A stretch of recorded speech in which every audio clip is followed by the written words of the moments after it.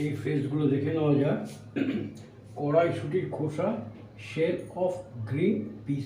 এই খোসা বলতে আমরা যদি বাদামের খোসা বলি, বাদামের খোসাটা কিন্তু তোমার শেল অফ নাট হয়, বাদামের খোসা। ফলের আঁশ, ফাইবার অফ এ ফ্রুট।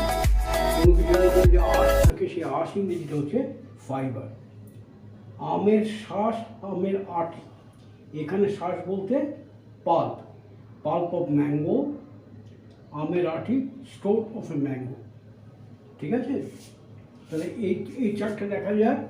কড়াইশুঁটির খোসা ছাড়াতে আমাকে সাহায্য করবে উইল ইউ হেল্প মি। যদি অনুরোধ করে বলি will you please help me, দুটোই হতে পারে, will you help me, will you please help me. কী করতে? খোসা ছাড়াতে। To shell off green peas, কিন্তু টু ব্যবহার করবো না, আমরা এখানে শেলের জিরাইন ব্যবহার করি। তাহলে ইংরেজিটা কী হবে? Will you please help me, will you please help me, will you please help me। শেলে জিরান করব, shelling of green peas, shelling of green piece.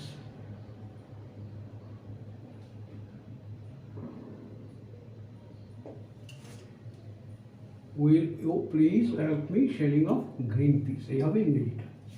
এইবার দেখো, কড়াইশুঁটির খোসা ছাড়াতে আমার খুব ভালো লাগে। আমরা ইংরেজিটা বলেছি খুব ভালো লাগা, ফিল লাইক।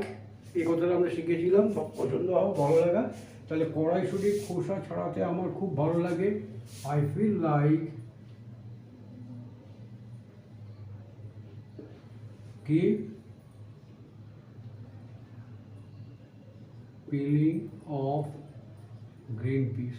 বিশেষ করে বাচ্চারা দেখবে কড়াইশুঁটির খোসা ছাড়াতে খুব পছন্দ করে। তাহলে I feel like peeling off green peas, কড়াইশুঁটির খোসা ছাড়াতে আমার খুব ভালো লাগে।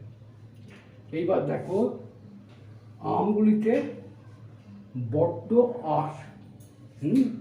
বড্ড বলতে গেলে মাছ।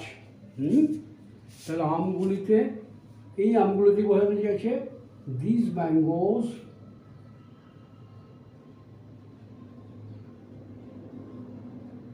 দিস বলেছি, তাহলে কি ভার্ব ব্যবহৃত হবে? হ্যাভ, হ্যাভ বড্ড মাছ, মাছ ফাইবার। তাহলে this mangoes have much fibre.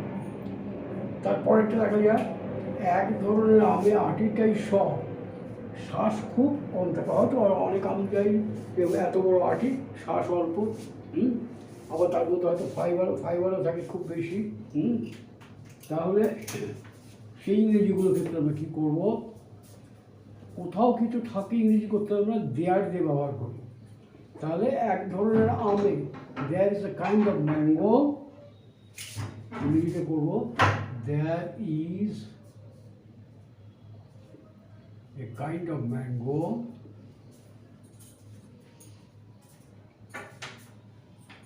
এক ধরনের আম আছে যেগুলোতে which have পুরোটাই আঠি, all the stone।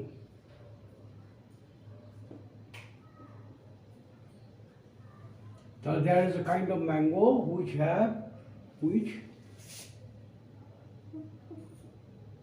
kind of mango বলেছি, তাহলে এটা হবে has, which has all the stone but কি শ্বাস খুব কম, but a little pulp, little pulp।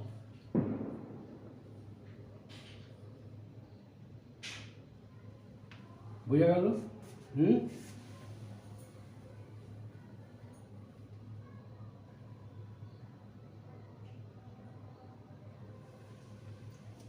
তাহলে এটা হবে there is a kind of mango which has all the stone but a little pulp। ওকে, আচ্ছা, তারপরে দেখা যায় এটা রইল তাল শাঁস আর কমলা লেবুর খোসা। কমলা লেবুর খোসা, the skin of an orange.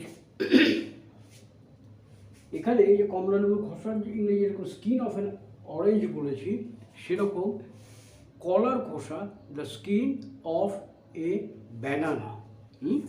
এবার দেখো, কমলা লেবুর খোসাটা খুব পাতলা। কমলা লেবুর খোসাটা, তার মানে একটা নির্দিষ্ট কমলা লেবুর কথাই আমরা বলছি। The skin of this orange, the skin of this orange, পাতলা বলতে ইংরেজিতে কি হবে? থিন। তাহলে the skin of this orange is খুব পাতলা, very thin, ইংরেজিটা হবে। ঠিক আছে? যেমন দেখো, কলার খোসায় যারা গার্ডেনিং করে তারা গাছের গোড়ায় কলার খোসা বা কলার খোসা ভেজানো জল দেয়। কেন? কলার খোসার মধ্যে পটাশিয়াম থাকে, যে পটাশিয়াম গাছের পক্ষে খুব উপকারী। তাহলে skin of banana contains plenty of potassium. বোঝা গেল? আচ্ছা, এইবার দেখা যাক কমলা লেবুর খোসার অনেক ঔষধি গুণ আছে। গুণ বলতে কি প্রপার্টি বা ভ্যালু, ঔষধি, মেডিসিনাল। ঠিক আছে? তাহলে কমলা লেবুর খোসার এইটা হচ্ছে সাবজেক্ট। কি হবে ইংরেজিটা? The skin of an orange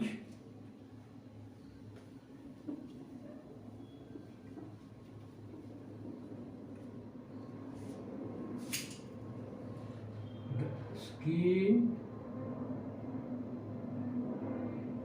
of an orange, এই পুরোটা হলো সাবজেক্ট। তারপরে হ্যাজ ভার্ব, হ্যাজ অনেক, অনেক ইংরেজি মেনি, ঔষধি গুণ, মেডিসিনাল, দুটো বলতে পারি আমরা। একটা বলতে পারি ভ্যালিউজ মানে মূল্য, উপকারিতা, আরেকটা বলতে পারি প্রপার্টিস। এই দুটোর মধ্যে যে কোনো একটা বলতে পারি। তাহলে the skin of an orange has many medicinal properties. বোঝা গেল? তারপর দেখা যাক তাল শ্বাস, young seeds of palm. Young seeds কেন বলছি? সিড বলতে আমরা বুঝি বীজ। কেন বলা হয় তাল শ্বাস? আমরা যেটা খাই সেটা অ্যাকচুয়ালি তাল, পাকা তাল যখন আমরা করি গোড়াই দেখি এরকম বড় বড় তার বীজগুলো বেরোয়, আঁটি বেরোয়, যেটাকে আমরা আঁটি বলে থাকি। সেটা কি অ্যাকচুয়ালি বীজ। সেই আর তাল শ্বাস কোনটা? এই বীজটা যখন একদম প্রথম অবস্থায় থাকে সেটাকে আমরা তাল শ্বাস বলি। তাহলে আঁশ মিটিয়ে তাল শ্বাস খেলাম, ইয়ং সিডস অফ পাম। তাল শ্বাস হচ্ছে ইয়ং সিডস অফ পাম। আঁশ মিটিয়ে, আঁশ মেটানো ইংরেজি কি? টু সামবডিজ, কারো আঁশ মেটানো, to somebody's satisfaction, to one's heart content. দুটো ইংরেজি হয়, একটা হচ্ছে টু ওয়ান্স হার্ট কন্টেন্ট, আরেকটা হয় to one's satisfaction, to somebody's satisfaction. তাহলে আঁশ মিডিয়ে তাল শ্বাস খেলাম, এটা আমরা বুঝতে পারছি পাস্ট টেন্স। পাস্ট টেন্স হবে I ate to my satisfaction.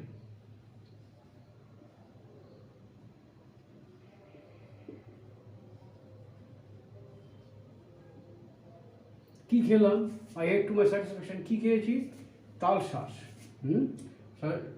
The young seeds of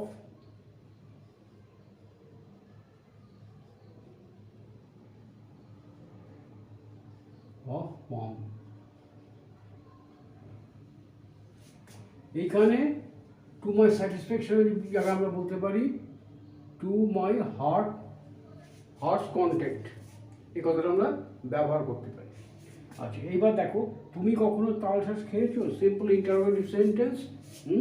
খালি অবজেক্টটা কি? তাল শ্বাস। কিন্তু একটা জিনিস খেয়াল করো, খাওয়া ইংরেজি ইট। তাহলে হ্যাভ ইউ এভার ইটেন যদি বলি আমরা, have you ever eaten the young seeds of palm, কথাটা ঠিক হবে না। তুমি কখনো তাল শ্বাস খেয়েছো মানে কখনো তাল শ্বাস পরখ করে দেখেছো কিনা, টেস্ট করে দেখেছো কিনা, সেটাই আমরা বলতে চাই। তাহলে সেখানে ইংরেজিটা হবে হ্যাভ ইউ এভার, এভার মানে কখনো, আর কখনো না never. Have you ever tasted পরখ করে দেখা, স্বাদ করা, tasted tasted the young shoots of palm. Have you ever tasted the young shoots of palm? তুমি কখনো তাল শাঁস খেয়েছো? বোঝা গেল? আশা করি করতে পারবে জিনিসটা। এগুলো বারবার দেখো, দেখলেই দেখবে ক্লিয়ার হয়ে যাচ্ছে। ওকে, থ্যাংক ইউ।